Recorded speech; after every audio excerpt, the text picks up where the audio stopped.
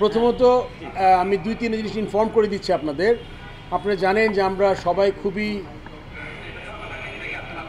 দুঃখিত যে আমাদের এত বড় একটা বন্যা এসছে।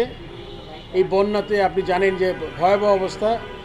বাংলাদেশ ক্রিকেট বোর্ড সব সময়ের মতোই এবারে বন্যার্থদের পাশে দাঁড়াবে এবং ইনিশিয়ালি আমাদের একটা ত্রাণ পাঠাচ্ছি আমরা, সম্ভবত সেনাবাহিনীর মাধ্যমে কোনো পয়েন্টে আমরা ওই ত্রাণটা যাবে কালকের মধ্যেটা আমার মনে হয়, আমরা আশা করি চলে যাবে আমাদের।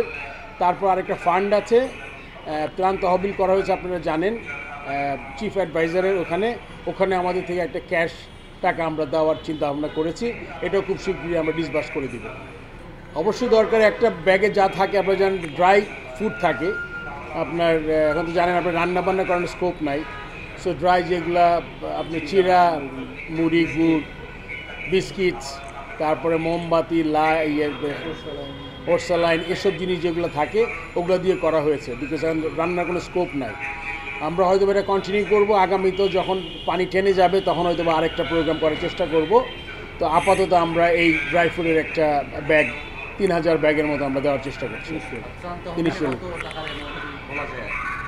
এই অ্যামাউন্টটা এখনও যেটা চিন্তা করেছি, মানে আমরা তো সবসময় সাহায্য করতে চাই, বাট টু স্টার্ট আমরা 1 কোটি টাকা দেওয়ার প্ল্যান করেছি আর কি।